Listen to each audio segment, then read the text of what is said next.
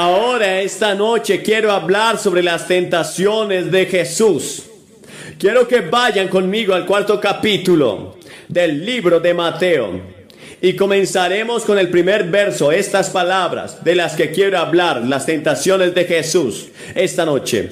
Entonces Jesús fue llevado por el Espíritu al desierto para ser tentado por el diablo. Y cuando ayunó 40 días y 40 noches tenía hambre. Y cuando el tentador vino a él, le dijo: ya que tú eres el Hijo de Dios, manda que estas piedras se conviertan en pan. Pero Jesús respondió y dijo: está escrito que el hombre no vivirá solo de pan, sino de toda palabra que sale de la boca de Dios. Entonces el diablo lo llevó a la santa ciudad y lo puso sobre el pináculo del templo y le dijo: ya que tú eres el Hijo de Dios, tírate abajo, porque está escrito que Él mandará a sus ángeles acerca de ti, y en sus manos te llevarán para que tu pie no tropiece sobre piedra. Jesús le dijo: está escrito, no tentarás al Señor tu Dios. Entonces el diablo lo subió a un monte muy alto y le mostró todos los reinos del mundo y la gloria de ellos. Y le dijo: todas estas cosas te daré si te postras y me adoras. Entonces le dijo Jesús: aléjate de mí, Satanás, porque está escrito, adorarás al Señor tu Dios y a Él solo servirás. Entonces el diablo lo dejó y aquí vinieron los ángeles y le servían. Sí, Jesucristo fue tentado. La Biblia dice que fue tentado en todas las cosas como nosotros, pero sin pecado. Él es el único en la historia del mundo, incluyendo a Adán y a Eva, que alguna vez resistió al diablo completa y enteramente. Él era el Señor Jesucristo. ¿Por qué? Porque no tenía pecado dentro de sí. No había nada que el diablo pudiera pelar dentro de él, porque no tenía pecado. Y tú y yo tenemos la semilla del pecado en nosotros. Nacimos en pecado. David dijo: en pecado me concibió mi madre. Y la Biblia dice que todos hemos pecado y estamos destituidos de la gloria de Dios. Y la palabra pecado significa que hemos quebrantado las leyes de Dios, hemos quebrantado las leyes morales de Dios, y todos estamos en esa categoría. Y luego en Efesios 6 y el verso 12 leemos estas palabras hablando de ti y de mí: porque no tenemos lucha contra sangre y carne, sino contra principados, contra potestades, contra los gobernadores de las tinieblas de este mundo, contra la maldad espiritual en los lugares altos. Ahora, gran parte del Nuevo Testamento tiene que ver con la guerra espiritual, y nadie está exento de este conflicto. Dios no tiene lugar para un pacifismo espiritual, porque la Biblia enseña que la vida cristiana no es un patio de recreo religioso, no es un campo deportivo. La palabra contra que se destaca 5 veces en Efesios capítulo 6 se nos dice que no es una lucha contra sangre y carne, sino contra 4 cosas: principados, potestades, gobernadores del mundo, huestes espirituales de maldad. Hay unas huestes espirituales, hay un diablo, hay un demonio. En 2 de Corintios 2:11 se nos dice que no ignoremos al diablo y sus maquinaciones para que Satanás no se aproveche de nosotros, porque no ignoramos sus artimañas. Debemos conocer al enemigo. En 1 Pedro 5:8 la Biblia dice que seamos sobrios y estemos atentos, porque el adversario, el diablo, como león rugiente, anda alrededor buscando a quien devorar. El diablo anda buscando a quien devorar. Ahora, algunos de los nombres que se le dan a Satanás: el diablo es el tentador, por supuesto. Satanás es el engañador, un mentiroso, un asesino, un acusador, el príncipe y el poder del aire. Es el príncipe de este mundo, es el Dios de esta era, es el destructor, el maligno, Belcebú. Todos estos nombres son dados a una persona que llamamos Satanás.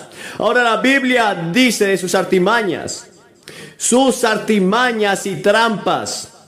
La Biblia advierte que engaña y seduce, se opone, resiste y engaña y siembra cizaña y dolor y estorba, bofetea, tienta y persigue y blasfema.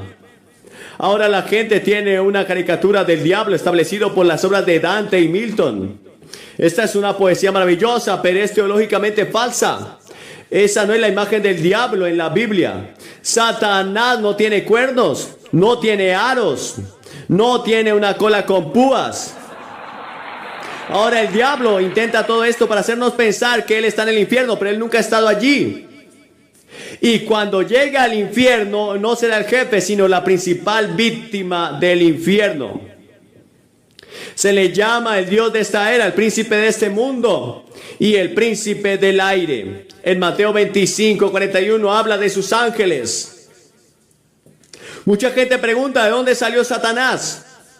Según Isaías 14, aparentemente se rebeló contra Dios. Él era la más grande y la más hermosa de todas las criaturas creadas por Dios. Y por alguna razón misteriosa, desconocida, allá por ese entonces se rebeló, lideró una revuelta contra Dios.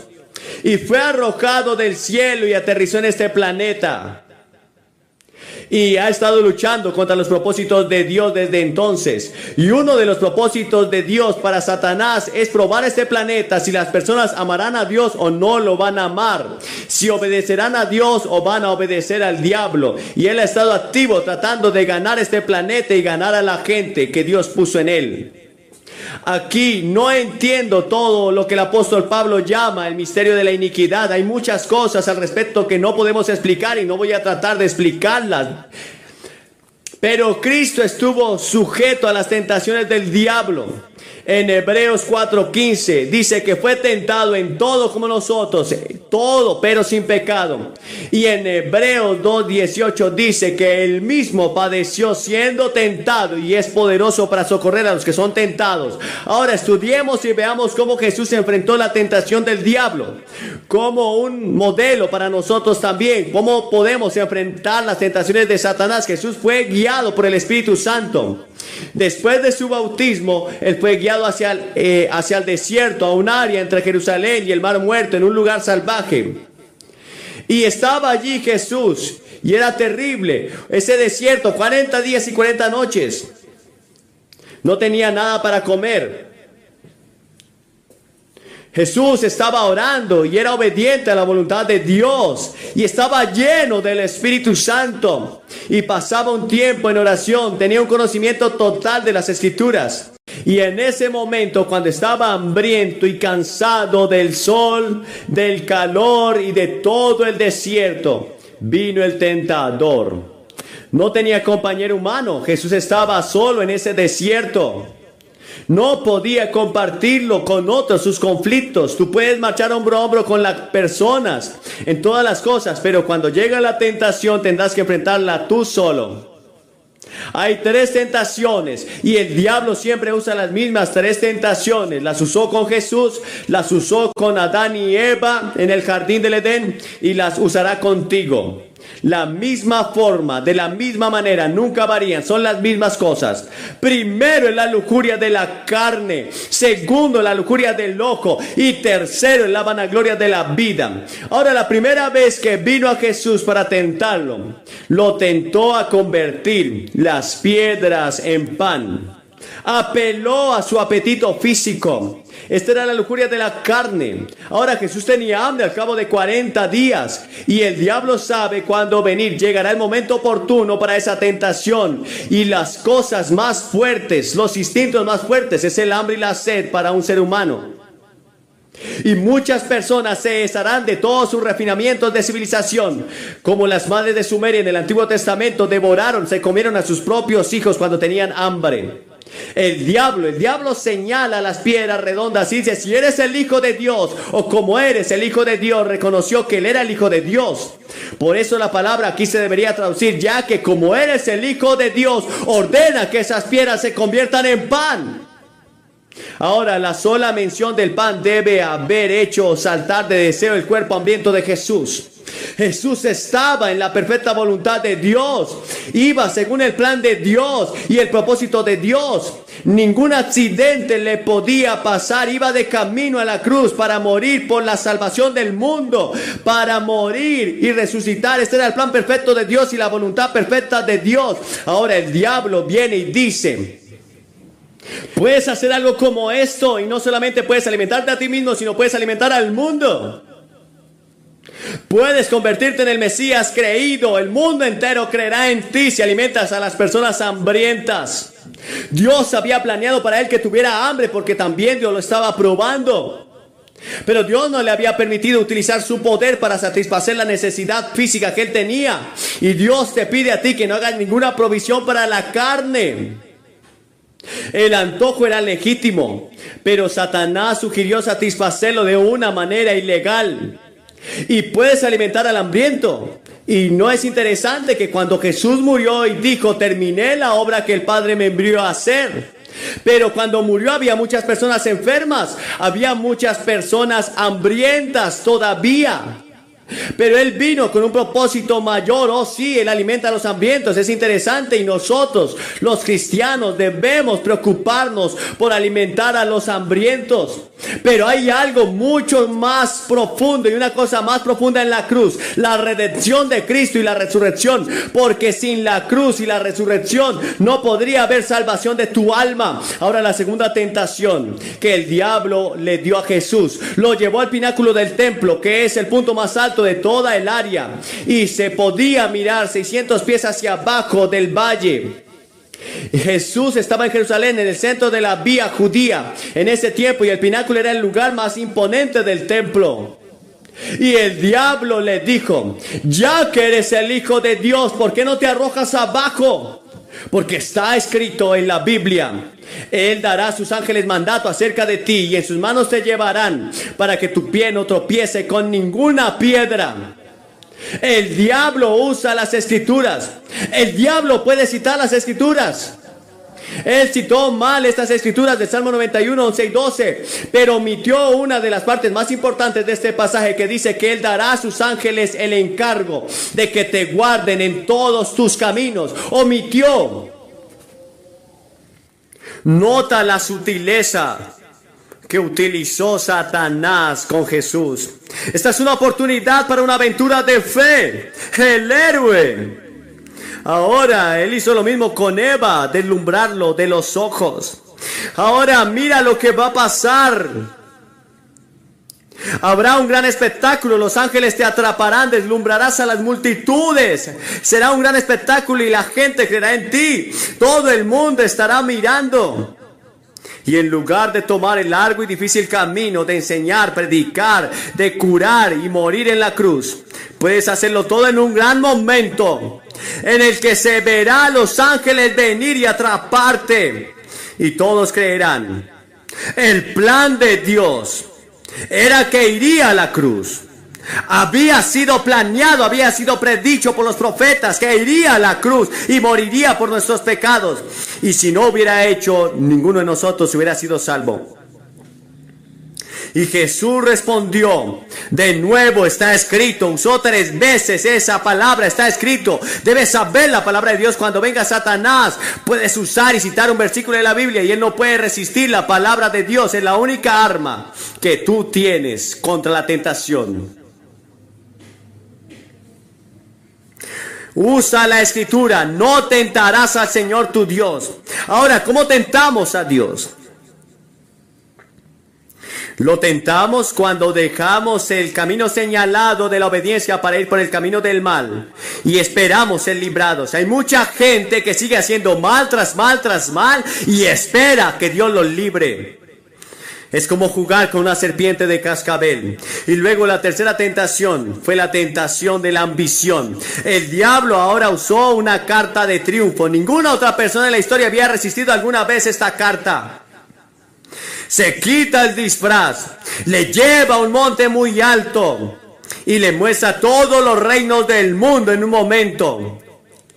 Y el diablo le dice: todo este poder, todos estos reinos, todas estas naciones, todas estas riquezas, toda esta gloria, te la daré si me adoras. Solo un instante, inclínate ante mí. Inclínate un momento y eso será todo. En un momento todo será tuyo: el esplendor, la soberanía, el poder, la pompa, la deslumbre, el poder de Nínive, de Babilonia, de Persia, de Grecia, Roma, Francia, Alemania, Italia, China, India, América, la Unión Soviética. Todo será tuyo. Jesús podía haberlo tenido todo, para siempre. Tú dices, ¿el diablo tenía el poder de darle todo eso? Jesús nos dijo que él no podía. Le dijo, él tiene un poder tremendo, es el príncipe de este mundo. Es el príncipe y el poder del aire, es el Dios de este mundo. Ahora Cristo ya se le había prometido todos los reinos de este mundo. Pero solo por sufrir en la cruz los va a conseguir, va a ser el Rey de reyes y Señor de señores y gobernará el mundo entero en un día futuro, cuando todos estaremos en el reino de Dios. Pero el orgullo de Satanás estaría satisfecho para siempre si solo Jesucristo, el Dios, se inclinara ante él. Esta es la imagen más cobarde de Satanás. Y nadie tiene más hambre de gloria y de adoración. Nunca eres más parecido al diablo que cuando quieres crédito por lo que haces. ¿Qué hay de ti? ¿Cómo eres tú? El salmista había predicho citando que Dios le daría a las naciones por herencia. El diablo le prometió todo a Cristo si doblaba sus rodillas ante él. Si los hombres solo le sirven a él, le dará fama, honor, riquezas, posición. Pero muchos de ustedes lo siguen por nada. Lo siguen tan solamente por nada. La gente de hoy sofocará su conciencia, asesinará su principio, su compromiso por asegurar lo que desean. Satanás dice, por un momento inclínate y ese dinero será tuyo. El cargo será tuyo. Ese premio político será tuyo. Esa posición será tuya. Esa fama será tuya. Ese negocio será tuyo. Esa satisfacción sexual será tuya. Ese placer sensual será tuyo. Sí, si te inclinas ante mí, dice el diablo. ¿Y cuántas personas lo hacen? ¿De qué le sirve a un hombre ganar el mundo entero y perder su propia alma? Supongamos que lo ganaste todo, pero perdiste tu alma, que es eterna. En un momento, el mundo has perdido. Ahora, ¿cómo tuvo Cristo la victoria? Resumamos un momento porque te ayudará cuando tengas que enfrentarte al tentador, cuando vayas a casa esta noche o mañana, en la oficina o en la escuela o donde sea que estés. La tentación de hacer trampa, la tentación de tomar una droga, la tentación de tomar un atajo que está al mal, la tentación de decir una mentira. Primero, es por obediencia a la voluntad de Dios. Solo dice, Señor, quiero obedecerte, pero necesito tu ayuda. Porque ninguno de nosotros puede vivir la vida cristiana solo, simplemente no podemos hacerlo. Es el Espíritu Santo que Él te va a dar la ayuda para vivir a ti, a través de ti. No puedo vivir la vida cristiana sin el Espíritu Santo, debe vivirla a través de mí. Y en segundo lugar, siendo lleno del Espíritu, ¿has sido lleno del Espíritu de Dios? Y luego, en tercer lugar, al pasar mucho tiempo orando, no tienes que arrodillarte cada vez que oras. Tengo una hija que piensa que tienes que arrodillarte cada vez que oras. Y se levanta muy de mañana y temprano y delega las tareas y a los niños y luego se pone de rodillas a orar. Y los médicos le dijeron que tiene problemas en sus rodillas por eso. Y le dije que no tienes que arrodillarte para hacerlo, para orar. Puedes orar todo el tiempo que quieras, en todas partes. Pero ella siente que Dios la ha llamado a ese ministerio de oración y estudia las escrituras de rodillas todas las mañanas. Pero puedes orar todo el tiempo. Incluso mientras predico aquí esta noche, yo estoy orando por ti. Estoy diciendo, Señor, ayúdame a decir lo correcto. Ayúdame a decir lo que va a ayudar a alguien aquí esta noche que necesita este mensaje, porque este mensaje es para alguien aquí. Para muchas personas aquí esta noche es necesidad. Y luego, en cuarto lugar, te encuentras conociendo las escrituras. Es la única persona que nunca se rindió ni se rindió a la tentación de Satanás y lo hizo citando las escrituras. Es Jesucristo. Está escrito en Santiago 4:7, dice, sométase por lo tanto a Dios, resistan al diablo y huirá de vosotros. Una vez estaba teniendo una lucha por algo y sabía que Satanás estaba luchando contra mí. Y recordé este pasaje de Santiago y dice: resistan al diablo y huirá de vosotros. Pero había olvidado la primera parte del verso. Sométanse por lo tanto a Dios. Primero te sometes a Dios y le dices: Señor, quiero estar en tu voluntad. Tú te haces cargo de mi vida como Señor y amo, y luego resistirás al diablo y él tiene que huir de vosotros. Podrás vencerlo. Y luego en Apocalipsis 12:11 dice: por la sangre del Cordero y por la palabra de su testimonio vencieron al acusador. Y en Primera de Pedro 5 dice: sean sobrios y velad, porque vuestro adversario el diablo, como león rugiente, anda alrededor buscando a quien devorar, al cual resisten firmes en la fe. ¿Le estás resistiendo? ¿Te estás sometiendo a Dios? Tienes que conocer realmente a Cristo.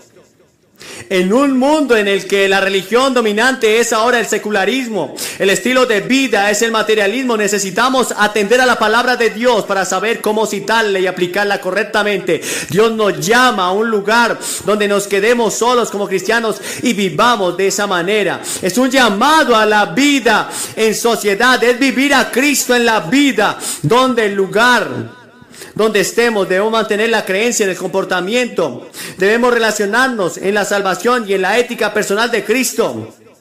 Debes recibir a Cristo en tu corazón. Debes vivir en tu corazón y entonces sales y lo aplicas en el mundo en que vives, en cada grupo, con las personas que te están rodeando. ¿Realmente conoces a Cristo? Tú mismo dices: Billy, hay veces que yo creo que sí y hay veces que no estoy seguro. Si tienes alguna duda, pero no la resuelves esta noche, algunos de ustedes han sido bautizados, han sido confirmados e hicieron algunas promesas y otros hicieron promesas por ustedes, pero ustedes no están seguros de haberla guardado y les gustaría volver a comprometerse y dedicar su vida a Cristo esta noche. Hay otros de ustedes que simplemente no están seguros de haberlo recibido antes realmente en su corazón, pero quieren hacer y quieren estar seguros de que todos están perdonados de sus pecados y vas a ir al cielo, que si mueres irás al cielo. Esta noche te voy a pedir que te levantes de tu asiento y vengas y te pares frente a esta plataforma. Cientos de personas ya lo han hecho en otros lugares. Y después de que todos hayan venido, les voy a dar una palabra y oraré con ustedes y les daré literatura para ayudarlos a ser un cristiano. Si estás con amigos o familiares, te van a esperar. Si estás en un autobús, te esperarán. Solo tendremos un momento. ¿Por qué es importante dar un paso al frente públicamente? Porque Jesucristo llamó a la gente en el Nuevo Testamento públicamente. No puedes avergonzarte de Cristo porque Él no te avergüenza. Él no se avergüenza de ti. ¿No estás dispuesto a reconocerlo ante los hombres? Él no te reconocerá ante el Padre y ante los ángeles que están en el cielo. Debe ser un compromiso público ahora mismo. Tú mismo lo sabes. Y tendrás la seguridad, si vienes ahora mismo, nadie más lo hará por ti. Nadie salga del estadio ahora. Vamos a estar en oración. Te levantas y vienes. Los jóvenes, los viejos, vengan con la certeza que esta noche Jesucristo los perdonará y los recibirá. Aquí puedes estar frente al coro. Levántate y